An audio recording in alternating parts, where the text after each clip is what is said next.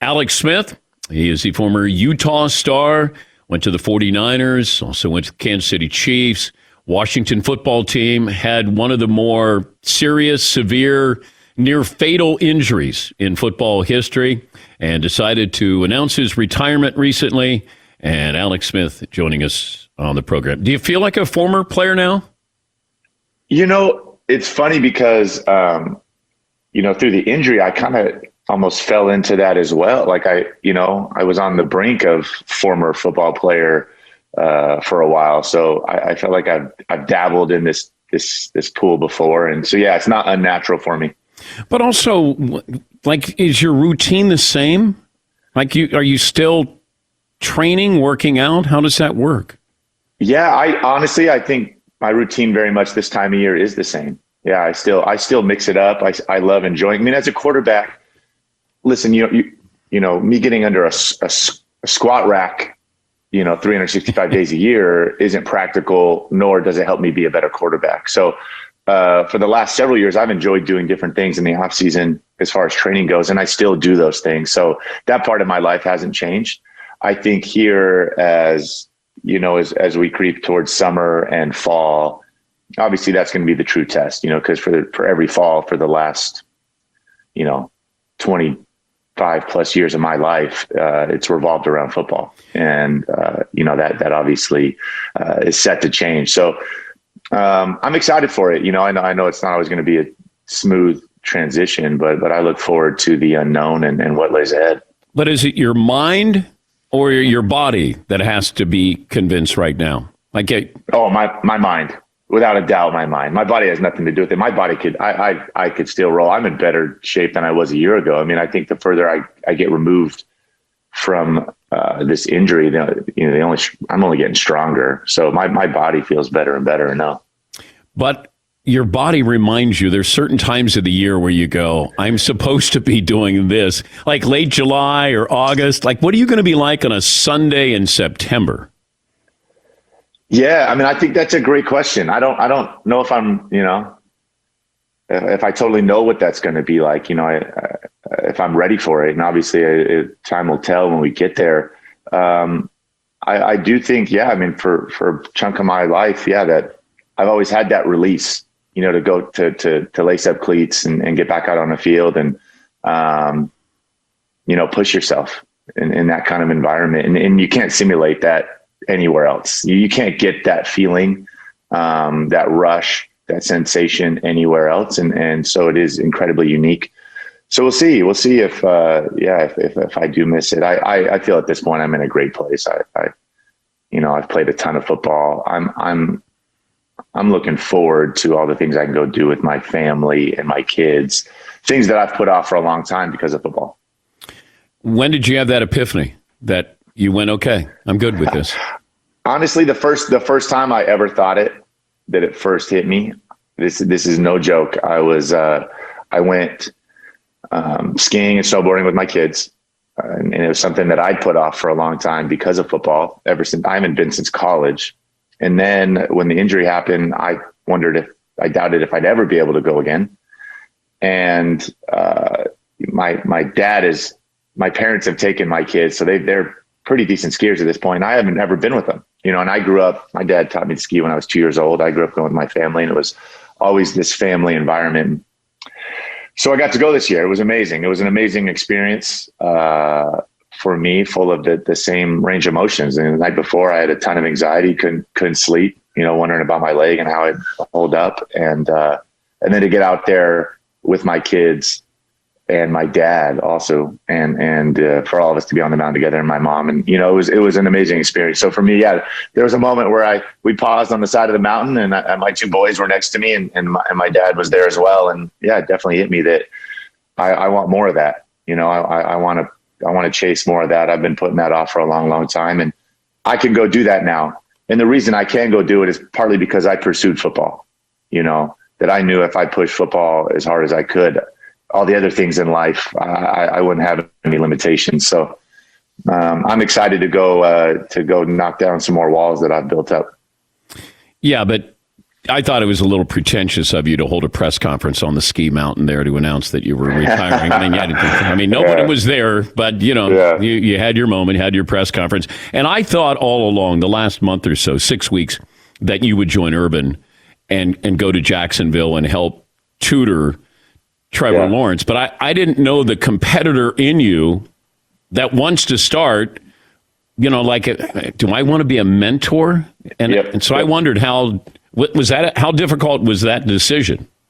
Oh, I think you hit it. I battled that a lot internally, that role. And I have no problem, obviously, mentoring. I love it. In fact, being a young quarterback, especially a high draft pick and expectations, and I enjoy talking about the way not to do it. For me, how I struggled with those expectations and anxiety and, trying to get validation every single day.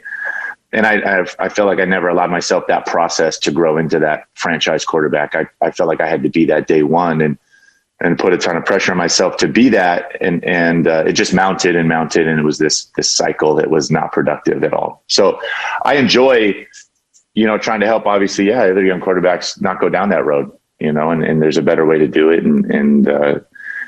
But I do struggle with the sense of doing it in a role where you're playing, and preparing and to be the starter and to go out there and do that versus the back seat that you're really now, obviously it's a lot of talk. It's a lot of talk, less playing. And so struggled if I wanted to do that, what that looked like. All those things. But Jacksonville definitely was same thing. It was something that was really interesting to me. Coach Myron and I are still close to this day. So, for the fact that I'll be close to 20 years down the line and he's now in the pros and to think about potentially helping him build that thing was exciting to me. But in the end, I think all those other things won out. But if somebody offered you a starting job, if Washington said, hey, would we be having this conversation, or would it be a different conversation? Yeah. Oh, maybe. I mean, I think for me, I wanted to see all the options out there. I wanted to see everything that was on the table, obviously including retirement, and then make the most informed decision I could. I didn't want to rush anything. I wanted to see everything that was out there, and so I felt like I did that.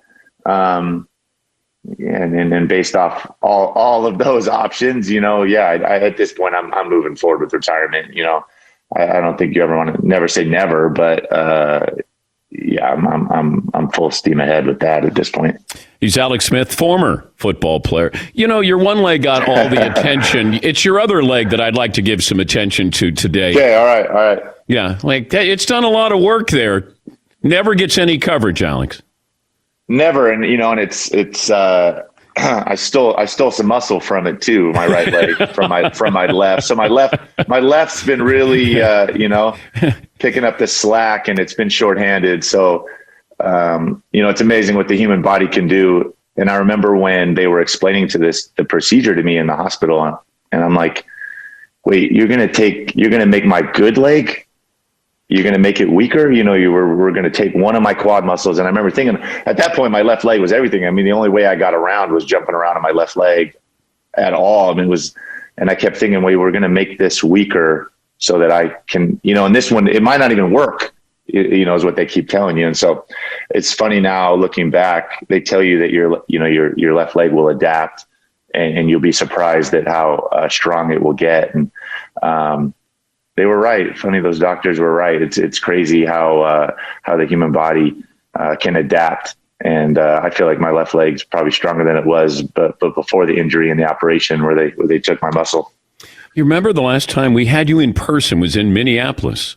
I remember it well. And you got traded 5 hours later. Yep. When you came in to do that interview, did you know you were going to be traded? Absolutely, without a doubt. Okay. Good poker It was face. one of those things like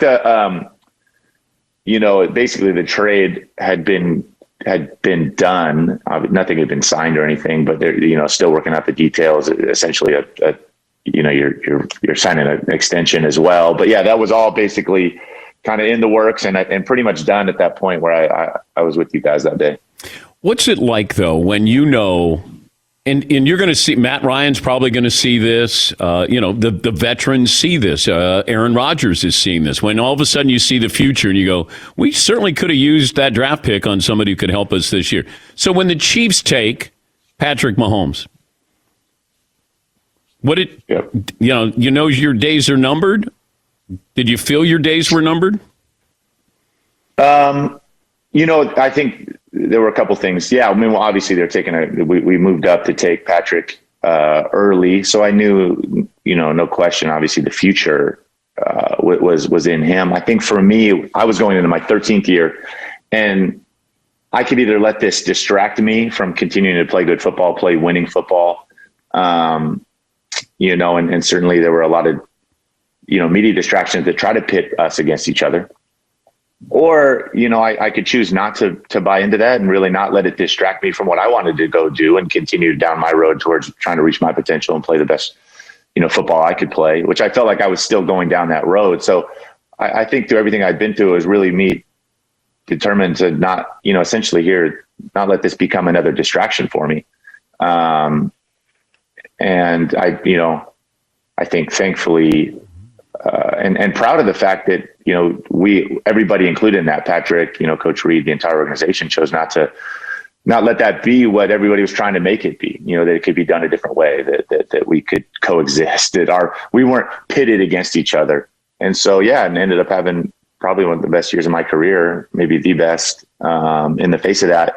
And essentially determined to tell myself that if I played good football, I was going to have a job, or I could let this distract me and not play good football, and then it would become this self-fulfilling prophecy.